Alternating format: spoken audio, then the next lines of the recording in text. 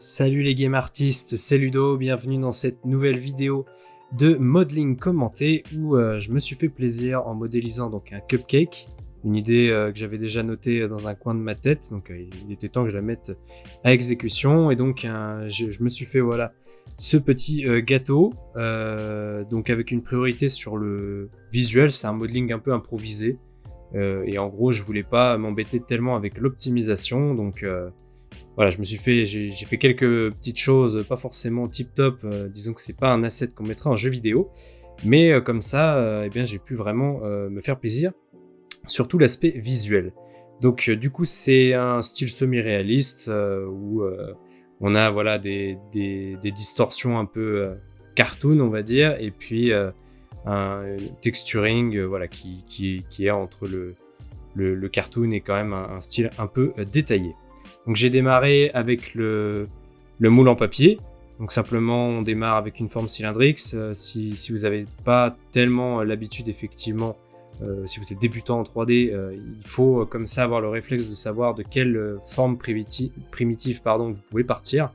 Donc là en l'occurrence le cylindre ça marchait bien et après vous avez vu donc du coup j'en ai fait une étoile. Et je pars ensuite directement sur le gâteau que j'ai créé en fait à partir du moule, donc j'en ai fait une extrusion. Et puis finalement, j'ai décidé de l'arrondir davantage. Après, je vais refaire une extrusion pour combler, on va dire, les trous que ça a créé derrière. Là, vous voyez, bon, j'ai rempli le moule, mais au final, je garderai pas comme ça. Et finalement, je vais quand même l'enlever. Je sais pas si c'était vraiment pour me rassurer sur l'optimisation, puisqu'au final, c'est pas non plus quelque chose de tip top. Mais vous voyez, voilà, je comble les trous pour qu'on puisse pas spécialement voir à travers. Bon, je pense qu'on peut quand même voir un petit peu si on fouille bien, mais bref, c'est pas non plus ça le plus important. Voilà, ensuite je crée un edge pour pouvoir créer une petite distorsion.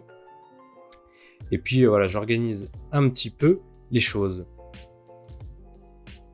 Là, je mets davantage du coup de subdivision et je vais arrondir le tout en fait. Simplement avec un bevel, je fais le tour et après je vais faire un bevel et voilà, ça va arrondir un petit peu les angles. Bon, en vrai, le moule est sûrement un peu épais, mais bon, c'est pas grave. Hein. Je gardais tel quel. Et finalement, bah après, j'en suis venu au glaçage. Alors, le glaçage, j'ai fait différents tests. Bon, et finalement, je suis parti sur un cylindre. Et puis finalement, ça va faire une espèce de fusée, vous allez voir. Là, je mets un peu en place les choses. Et puis finalement, voilà, je vais faire le tour un petit peu, faire une extrusion. Et ça va faire voilà, partir comme une espèce de fusée. Je sais pas trop comment voir ça. Voilà. Et puis après, en fait, eh ben, je vais mettre en place toutes des distorsions en fait différentes avec les deformers de Maya. Donc vous avez le flair là qu'on voit, suivi de la lattice. Donc c'est cette grille. Si vous n'êtes pas habitué des deformers, il y en a tout un tas dans Maya, mais du coup voilà, ça me sert en fait à pouvoir avoir la main sur la déformation du glaçage. Donc c'est la crème au beurre justement. Alors on peut faire différents glaçages au cupcake, mais moi j'ai choisi justement la crème au beurre. Alors je vous parle pas de ça pour rien, tout simplement parce que dans le texturing ça a son importance au niveau de la brillance par exemple du matériau. Donc là par exemple la crème au beurre est différente de si j'avais fait de la chantilly par exemple. Et vous voyez donc après comme ça j'ai vraiment la main sur la déformation et bien du glaçage et ça permet de faire de pouvoir bien personnaliser la forme. Et puis vient le temps des UV, c'est pas le moment le plus marrant, mais il faut bien passer par là. Et donc du coup, autant pour le glaçage, il n'y a pas de problème, c'est une forme ronde. Autant voilà pour le moule en papier, j'ai essayé d'avoir une forme droite. Au final, j'ai pas fait de motif. On l'a vu au départ hein, avec le rendu final. C'est simplement j'ai fait des reflets, on va dire, voilà, pour qu'il ait un petit aspect comme de l'or. Et puis j'ai mis quelques granules. Bon, enfin bref, rien de particulier, il n'y a pas de motif, etc. Donc au final, peut-être que j'avais pas besoin de le rendre comme ça parfaitement droit, puisque normalement avec les UV et le dépliage, il a plutôt une forme arrondie. On le voit à quelques moments.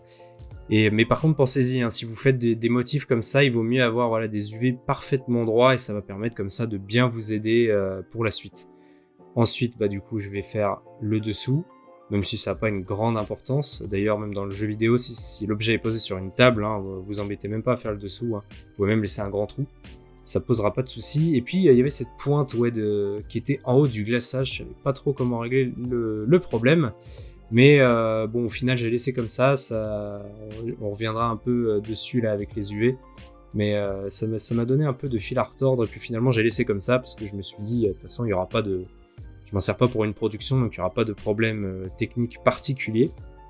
Donc là, voilà, je donne davantage de détails, on va dire, à ma forme, avec une petite courbe. Et puis là, je suis en train, en fait, de préparer ce qui va venir sur le cupcake, parce que le laisser comme ça pouvait être un peu pauvre. J'avais envie de l'habiller un petit peu. Et donc, voilà, je vais faire des espèces de perles. Donc là, je la garde de côté. Je suis en train de revoir un petit peu les UV. Parce que finalement, ça aura quand même son importance pour les texturing derrière, clairement. Et puis, du coup, voilà, je suis en train d'habiller la chose. Donc, ça prend finalement un certain temps, hein, de faire ce genre de détails. C'est un peu de composition, finalement. J'ai pas posé les éléments au hasard. Et puis, bah, du coup, là, je suis en train de faire des espèces de copeaux de chocolat. On va pouvoir disposer. Alors, je suis parti sur un cylindre un peu beaucoup défini, mine de rien. Là, on a à peu près 8 Z, je crois. Alors, on en a encore plus là, mais après, je vais descendre. Et c'est clairement quelque chose qu'on peut se permettre de baisser au maximum. Il y en a même, je suis sûr qu'ils le font directement dans le texturing pour que ce soit bien optimisé, on va dire. Mais là, encore une fois, je me suis bien fait plaisir sur ça. Et du coup, bah, clairement, ouais, il est pas optimisé. Au final, la modélisation au global fait 10 000 triangles, donc c'est énorme. Enfin, il y a des jeux vidéo où c'est le personnage entier qui fait, on va dire, ce nombre de triangles-là, voire même plus. Mais du coup, c'était beaucoup, voilà, pour une simple pâtisserie. Mais bon, après, disons que voilà, j'ai vraiment pas compté là-dessus. Je préférais juste, voilà, me faire plaisir sur tout le reste, parce que mine de rien, l'optimisation, ça bride un petit peu. Donc, je voulais pas perdre de temps là-dessus et vraiment pouvoir faire ce que je voulais. Et puis voilà, après, je dispose tout ça. Donc, c'est vraiment de la composition. Peut-être que j'aurais pu en enlever, peut-être que j'aurais pu en rajouter. Bref, c'est pas vraiment le sujet, mais du coup, voilà. Et puis après, je vais finalement, même avec ça, je trouvais que c'était un petit peu pauvre. Donc, je vais créer une espèce de petite gaufre triangulaire. On en voit dans les visuels. Au niveau inspiration, d'ailleurs, hein, je suis parti simplement de photos diverses et variées. Alors, vous avez vu, hein, les choix de couleurs sont particuliers, parce que du coup, le glaçage est bleu. Et puis voilà, j'ai choisi, je suis parti de différentes références, mais voilà, pas d'un cupcake en particulier.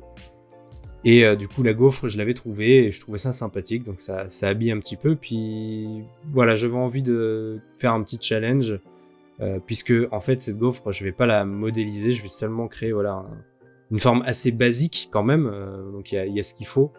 Mais en fait, finalement, le volume de la gaufre va se faire avec des normal maps derrière.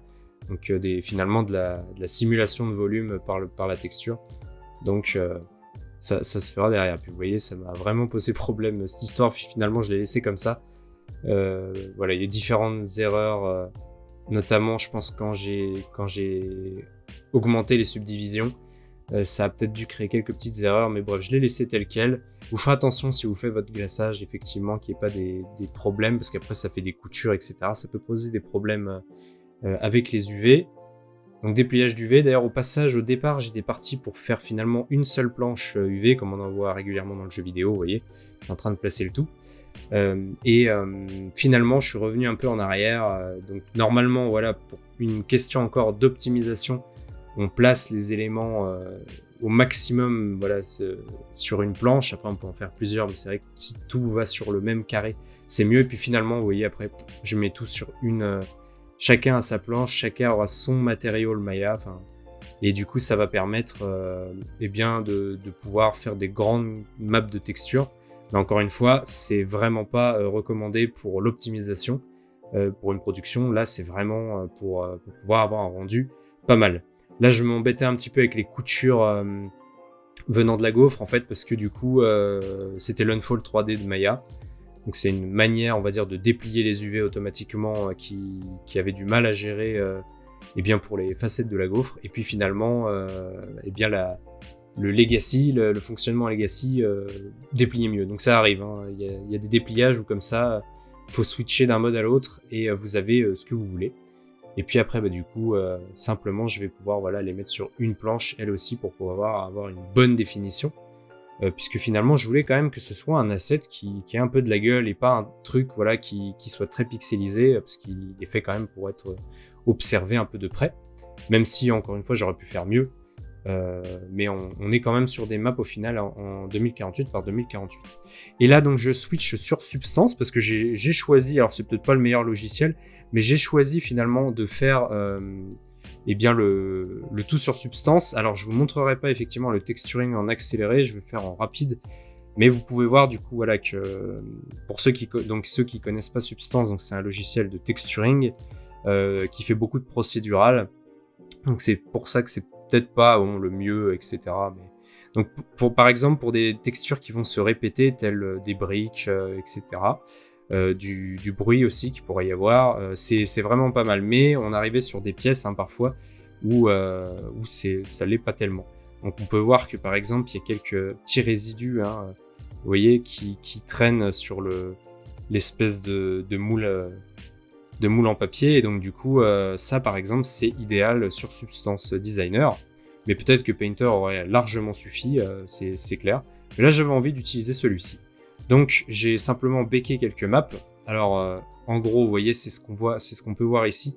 On reconnaît là par exemple le glaçage, vous voyez, donc avec sa forme un peu en spirale là, et ici le gâteau, etc. Ça va m'aider finalement à faire différents graphes. Donc vous voyez, j'ai créé différents graphes, donc dites-vous qu'en fait à chaque fois que je clique, ça me fait arriver sur des endroits un peu, différents graphiques pour différents matériaux. Donc là par exemple c'est le moule, et ici par exemple c'est la crème au beurre qui finalement est le plus compliqué. Donc finalement j'ai utilisé différentes choses. Donc vous avez une manière en fait de pouvoir créer un peu du flou quelque part, et puis du bruit, j'en parlais. Finalement ça va permettre de créer tout un tas de détails pour au final arriver à ce résultat, alors qui est un petit peu exagéré et qui pour le coup fait très cartoon, mais c'est un peu ce que je recherchais. Je me suis battu un peu avec cette crème au beurre pour avoir le résultat que je voulais. Bon, ça me correspond assez.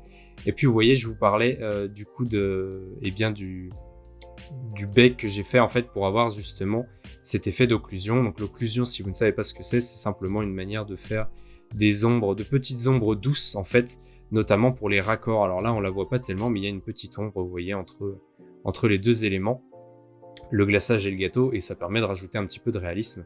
Donc ça rajoute un petit peu de choses, et pareil vous avez un petit peu d'ombre dans chaque interstice.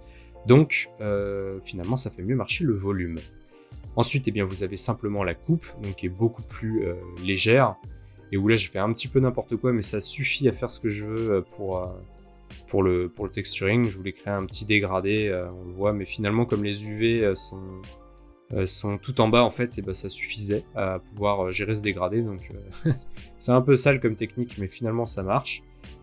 Donc le gâteau, on retrouve aussi l'occlusion, vous voyez. Enfin, l'occlusion, c'est plutôt le baking qui va servir à l'occlusion. Donc, par exemple, une map d'occlusion, ça donne ça. Et ça va créer des petites ombres. On reconnaît, vous voyez, les petites ombres, on les voit ici. Peut-être que ça paraît pas perceptible, mais finalement, elles sont bien ici. Vous avez la gaufre, la gaufrette plutôt. Vous voyez, là aussi, je me suis un petit peu battu. Donc, c'est ça qui était un peu challengeant, c'est qu'il a fallu gérer... finalement, vous voyez, c'est avec le brick generator que j'ai pu gérer... c'est cet aspect de quadrillage un petit peu qu'on retrouve.